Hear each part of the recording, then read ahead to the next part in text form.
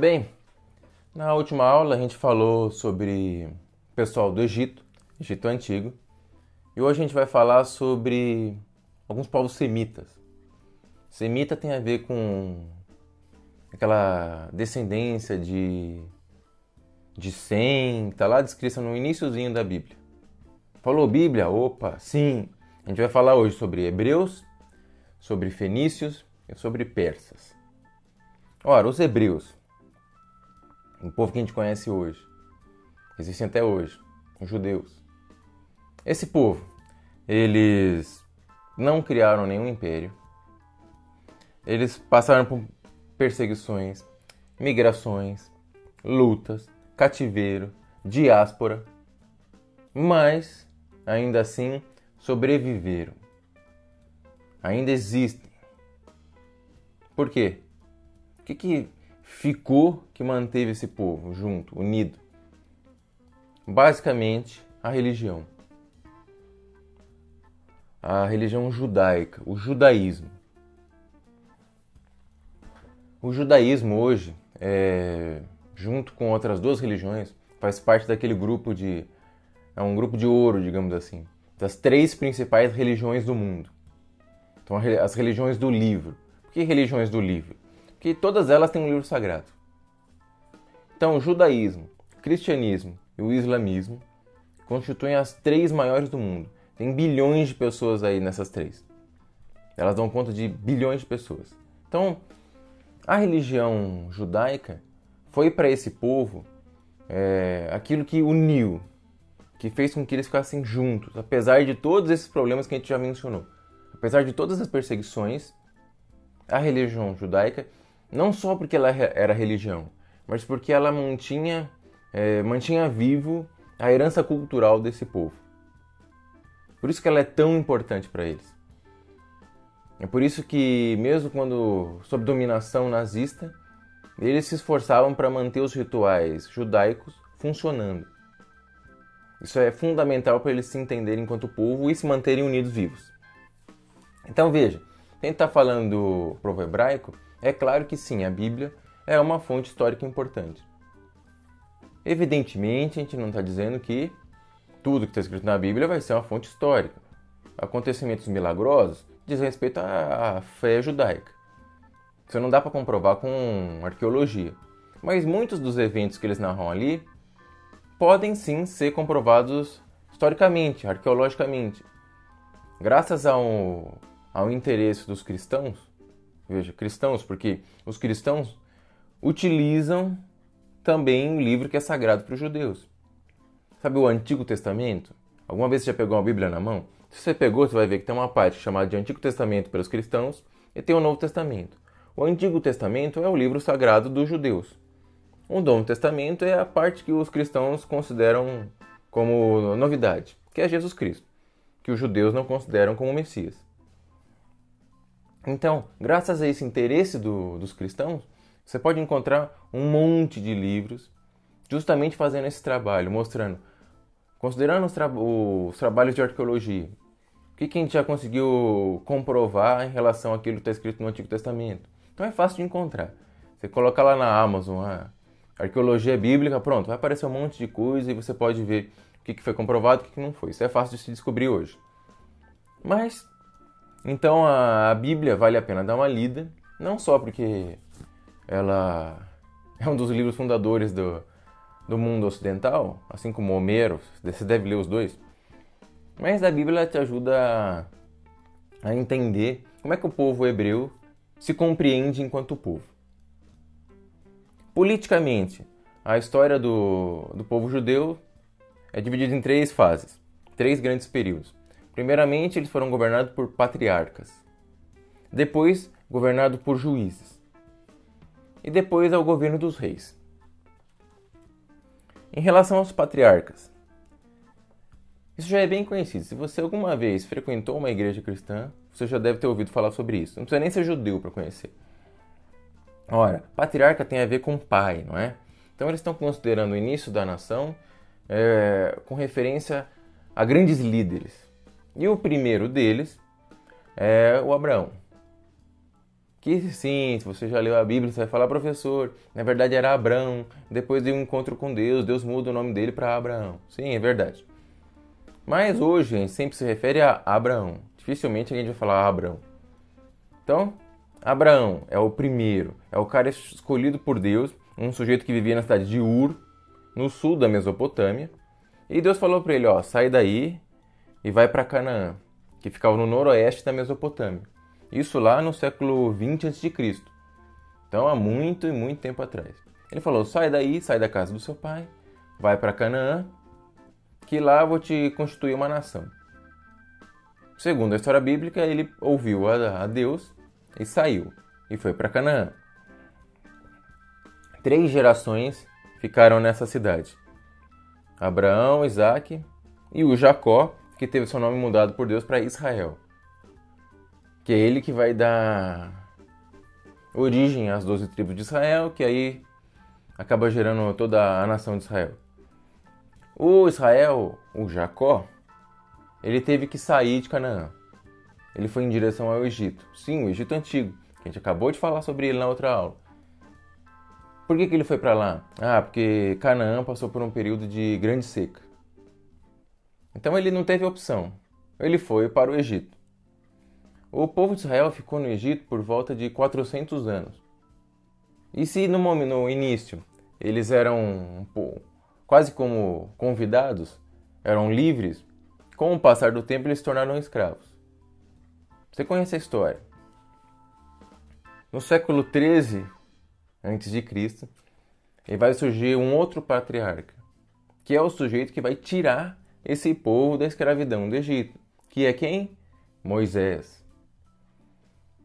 O Moisés vai ser o cara escolhido por Deus, segundo a religião judaica, para tirar esse povo do Egito. Que é todos os eventos que estão narrados lá no livro do Êxodo, que é o segundo livro da Bíblia. Então, você conhece aquela história das pragas, do abrir o Mar Vermelho, aquela coisa toda. Ora, isso daí é um tipo de coisa que você não se comprova historicamente, isso respeita a fé judaica. Mas o movimento o povo egípcio saindo do Egito, isso tudo bem, pode ser comprovado. Então veja, Abraão, depois Isaque, depois Jacó, agora temos o Moisés. Veja que são figuras de grande relevância para esse povo, que são como que pais dessa nação. Por isso que é um governo dos patriarcas. O Moisés, ele é destinado a líder a conduzir esse povo saindo do Egito até chegar de novo a Canaã, que era a terra prometida para eles. Era onde eles deveriam ficar. Então ele vai começar um longo processo, uma caminhada bem longa, até Canaã, que vai demorar uns 40 anos, para você ter ideia. E é nesse período aí no deserto que ele vai receber, segundo a religião judaica, os 10 mandamentos. Ele vai receber um conjunto de leis escritos pelo próprio Deus. Ora, por que isso é importante para a gente historicamente? Porque isso representa para o povo judeu, o povo hebraico, a aliança de Deus com esse povo. Não é um detalhe insignificante. Isso é como se estivesse dizendo a esse povo, ó, apesar das perseguições, apesar de tudo que vocês passam, vocês podem confiar em mim que vocês vão se manter íntegros, inteiros.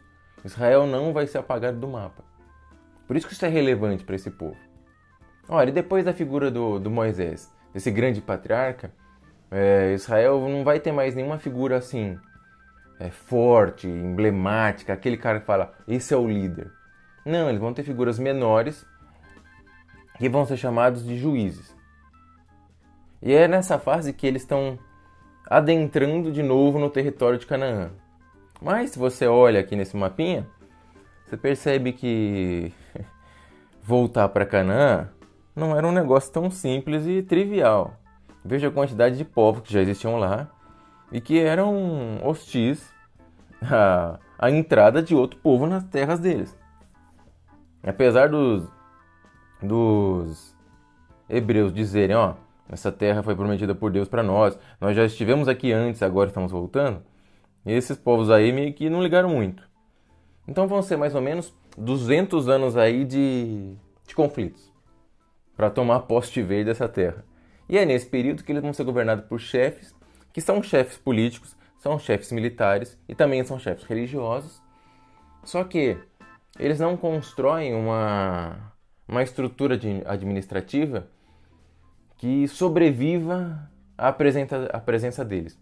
Quer dizer o quê? Tipo, eles não constroem uma estrutura, não constroem instituições que, ainda que ele morra, outra pessoa só vai se levantar e vai tomar lugar nessa instituição.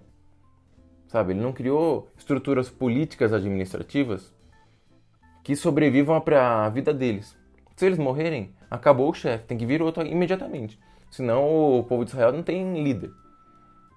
Então esse período de juízes é marcado por isso. Conflitos, muitas guerras. Esses chefes, que apesar de serem chefes militares, políticos e religiosos, não se cria, não se monta uma estrutura de governo bem constituída em Israel. Morreu um juiz, tem que vir outro em seguida, porque senão eles ficam desnorteados. Mas para o fim desses conflitos, quando o negócio já está quase definido de vez, Israel vai finalmente passar desse período de juízes, de pequenos chefes independentes, sabe? Vem um, depois vem outro, e eles vão exigir, vão constituir uma monarquia. Eles vão, se você ler lá o trecho bíblico que fala sobre isso, vê lá que eles reclamam até que Deus concorda em dar para eles um rei. Então agora vai ser um período governado por reis. O primeiro deles vai ser Saul. Saul vai ser sucedido por Davi, talvez um dos mais importantes. Você sabe, inclusive, que para o cristão, o Jesus Cristo é da linhagem de Davi. Isso é importante lá no cristianismo. Então Davi, que é o sujeito que enfrentou Golias lá na história bíblica. Esse sujeito ele vai finalmente derrotar os filisteus, que eram um povo hostil aos judeus. Ele vai finalmente derrotar os filisteus, aí finalmente o território de Canaã é conquistado pelos israelenses. Finalmente. Aí finalmente acabou esses 200 anos de briga. Eles conquistam. E a capital vai ser Jerusalém. Capital política e religiosa. Depois do Davi. E a gente está falando aqui por volta do ano 1010 a 970 a.C. Davi. O Saul foi por volta de 1050 a.C. a 1010. Então vê que são reinados longos. Depois que o Davi morre, que foi um reinado bem sucedido, vem o filho dele, também muito famoso, Salomão. Muito famoso pela sua sabedoria. Ora, o Salomão, ele vai terminar de vez de construir a estrutura monárquica de Israel. Ele é como se a partir de agora, pronto, toda a estrutura que uma monarquia precisa ter acabou, tá montadinha, tá pronta. Se eu morrer, vem outro no lugar. Aquilo que o juiz não tinha, agora no período dos reis, com o Salomão finalizando, tá feito. Ele tem uma instituição monárquica construída. E é um momento de muita prosperidade lá em Israel. Então o Salomão ele vai construir um monte de ruas, vai construir palácios e vai construir um templo dedicado a Deus. O Templo de Salomão. Muito, muito importante. Esse templo é quase como se representasse para esse povo a presença de Deus ali. Se esse templo for destruído, é como se esse povo, puxa vida, esse povo levou um baque daqueles. Está quase ruindo. Então o templo significa isso. Só que depois da morte de Salomão, lamentavelmente, claro, se o Salomão construiu muita coisa, ele exigiu alguns impostos, não é? Sabe como é que é. E aí vai ter um momento de briga. As 12 tribos de Israel vão brigar entre si e vão dividir o reino. 10 vão para um lado, 2 vão para outro. O reino de Israel, que vai ser o reino do norte, ele vai ter capital em Samaria e ele vai ser dominado pelos assírios em 722 a.C. O reino de Israel ele cai primeiro. Depois, o reino de Judá, que tem a capital em Jerusalém, ele vai ser dominado pelos babilônicos no ano de 587 a.C. E quando eles são dominados pelos babilônicos, acontece algo que é muito marcante para eles. O templo de Salomão é destruído. Ele é posto abaixo. E isso é algo que fere a alma desse povo. Algo extremamente sensível para eles. Se você destruir o templo, é como se você estivesse destruindo a nação inteira. Esse povo vai ser levado para a Babilônia como cativo. Depois, quando a Babilônia for dominada pelos persas, os persas que têm um certo espírito de tolerância em relação a outras culturas, eles vão permitir que os hebreus retornem para Canaã, retornem para a terra deles. Quando eles retornam, claro, agora eles já não têm mais autonomia política. Eles fazem parte do Império Persa. Mas ele permitiu que eles voltassem. Quando eles retornam, eles reconstroem o templo. Vai ser colocado um templo de novo. Inclusive, se você for ler os textos bíblicos, você vai ver como isso é importante para esse povo. É quase como se o povo estivesse se reerguendo, se a nação estivesse se reerguendo. Então, construir o templo é algo muito, muito significativo. E eles reconstroem. Segundo templo de Salomão. Vai ser refeito. É como se a nação estivesse se erguendo. Só que agora eles não têm mais autonomia política. A partir de agora, eles vão passar pelo domínio dos persas, que permitiram que eles saíssem da Babilônia e voltassem para Canaã. Depois, domínio da Macedônia, do Alexandre o Grande. Depois do Alexandre, domínio romano. Se você já viu algum filme que seja sobre Jesus, já deve ter visto que tudo que acontece lá com Jesus é feito sob domínio romano. Então é o Império Romano que está mandando ali. E o que acontece? No ano 70 depois de Cristo, o Império Romano destrói o Templo de Salomão. É um massacre, na verdade. Foi completamente destruído. Você pode encontrar aqui, ó, nessa escultura, chama-se Arco de Tito. Se você olha com o detalhe desse arco, que ele foi construído lá por volta de 81 depois de Cristo. Olha o detalhe. Tá vendo aqui? Isso aqui é a representação da destruição do templo. Isso mostra os romanos destruindo, depredando, levando embora todos os utensílios que pertenciam ao templo, que eram considerados sagrados. Então isso aqui é extremamente agressivo para o povo de Israel. O que sobrou desse templo hoje é monumento histórico, que é isso aqui, ó, o Muro das Lamentações. Se você for para Israel, você vai perceber que você pode visitar esse lugar. Muitos israelenses vão lá fazer preces a Deus. E por que esse muro continua sendo um lugar de preces a Deus? Ora, porque, como eu estava dizendo, o Templo de Salomão é um pacto de Deus com o povo de Israel. Então o fato dele estar destruído é algo que machuca essa aliança. Para o israelense dói demais esse templo destruído. Depois disso, depois que Israel é destruída pelos romanos, aí vai ser o momento da diáspora. O que é diáspora? Eles vão se espalhar pelo mundo. Eles vão meio que pulverizar pelo mundo. Vai um judeu para cada canto do mundo. Eles só voltam a se reunir de novo nessa região lá quase na década de 50 do século XX. Por quê? Porque em 1948, com o apoio da ONU, que é a Organização das Nações Unidas, vai ser criado oficialmente o Estado de Israel. Que é o Estado de Israel como ele existe hoje. Ele foi criado. E aí o processo agora é o inverso da diáspora. A partir da criação do Estado de Israel, todos aqueles hebreus que estão dispersos pelo mundo agora fazem um movimento de voltar para casa. Isso é até incentivado pelo governo israelense. Que você volte para casa. É claro que hoje você ainda tem conflitos nessa região. Agora o conflito é com os palestinos. Porque se o Israel entra, alguém tem que sair. E aí fica esse conflito de até onde Israel pode expandir, até onde não pode, que até hoje eles estão brigando. Mas essa é basicamente a história do povo de Israel. Além desse povo semita, quem mais aparece? Os fenícios. Quem foram os fenícios?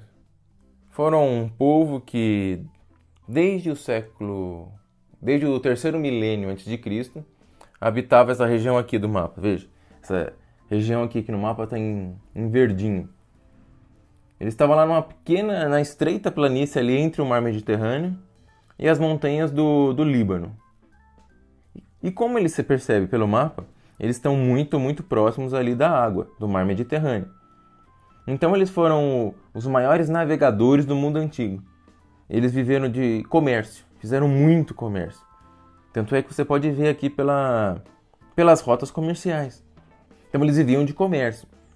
Você vê aqui pelas rotas comerciais. E o que eles comercializavam? Eles comercializavam armas de bronze, de ferro, joias de ouro, de prata, estátuas religiosas. E nesse processo deles de comércio, eles foram construindo algumas colônias. Fundaram algumas colônias. Que serviam de quê? De entreposto comercial. Tipo, era um lugar onde eles podiam parar para fazer comércio. Então, os fenícios foram um povo muito ligado ao comércio e muito ligado à navegação. Justamente por isso, eles precisavam de uma forma de registro que fosse eficiente, que ajudasse a eles nas operações contábeis. E eles criaram um alfabeto que trabalhava com fonemas, não com pictogramas ou ideogramas. Um alfabeto com 22 itens, 22 caracteres. E isso foi fundamental para que outros alfabetos, o romano, o grego, eles incorporassem essa ideia de, temos que trabalhar com o sistema fonográfico, porque é o mais eficiente. Então os fenícios tiveram essa característica de serem grandes navegadores, comerciantes, e introduziram com bastante eficiência um sistema fonográfico, um alfabeto. Além dos fenícios, o que mais que tem aí? Bem, tem tão somente os persas. E quem foram os persas? Os persas foram só o maior império do mundo antigo. Vejam no mapinha aqui. O império do persa foi absolutamente gigantesco. É muito, muito grande. E veja aqui nessa parte aqui, verde escuro, marronzinho, sei lá o que é isso, onde eles começam. Veja que o processo de expansão foi muito, muito bem sucedido. Foi processo de conquista que foi organizada pelo rei Ciro, o rei Cambises, Dário I. Só que aí o negócio complica. Porque em 490 a.C., ele vai tentar dominar Atenas. Só que em Atenas ele vai encontrar resistência. Ele vai perder na famosa Batalha de Maratona. Sabe, a Batalha de Maratona, não é? Em que o soldado grego precisava avisar a outra cidade que estava a 42 km de distância o que estava acontecendo. Ele foi correndo e voltou correndo. Quando voltou, ele falou, estamos vencendo, e morreu. Também, depois de correr a maratona. Quando ele tenta invadir Atenas, ele perde. Ele não vai ser bem sucedido. O sucessor dele, Xerxes, também vai tentar dominar Atenas, mas ele não consegue. E aí o Império Persa vai entrar em declínio. Vai entrar em declínio até que, no ano 330, aí outro império domina os persas. O Alexandre o Grande. O Império Macedônico.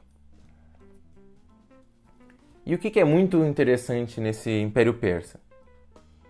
É que, para fazer funcionar um império dessa magnitude, eles tiveram que construir toda uma estrutura administrativa burocrática. Em primeiro lugar, os imperadores persas, tinham uma característica de serem tolerantes com os povos dominados. Então eles não iam para cima destruir aquele povo, destruir a cultura. Não, eles permitiam aquela cultura, só que desde que não houvesse mais autonomia política. Isso era uma maneira de manter os ânimos das pessoas mais calmos, menos propícios a revoltas. Além disso, para que funcionasse, ele criou todo um sistema de estradas extremamente longas, extensas, largas, retas. No mapinha que a gente mostrou, ó, veja aqui de novo. Veja que aqui até mostra uma das principais estradas construídas nesse período. Então ele criou todo um sistema de transporte e comunicação. E para administrar esse império gigantesco, ele dividiu o império em partes, em províncias, chamadas de satrápias, que eram governadas por um administrador que recebia o nome de sátrapa. Ora, ou seja, basicamente o que ele fez? O império é muito grande, dividiu em pedaços menores e colocou alguém para administrar ali. Para não perder o controle, conseguir vigiar esse administrador, ele sempre mantinha o chefe do exército de cada província, alguém que era de confiança dele. Então o imperador conseguia vigiar o administrador, ele garantia que ninguém ia querer passar a perna nele. Além disso, uma outra coisa que é interessante no Império Persa é que lá surgiu uma religião chamada de Zoroastrismo, que até hoje ainda tem adeptos. Ela não morreu. É uma religião criada pelo Zoroastro ou Zaratustra. Se você alguma vez ouviu falar em Nietzsche, já deve ter ouvido falar em Zaratustra. Essa religião ela tem muitas coisas em comum com judaísmo, com algumas coisas do islamismo. E ela tem hoje por volta de 200 mil adeptos no mundo. Um número bastante considerável. Uma boa parte está lá no Irã. E na próxima aula a gente vai falar um pouquinho sobre a Índia e a China, que aí fecham esse nosso conjunto de aulas sobre a Antiguidade Oriental. Então, guardo vocês lá. Até mais!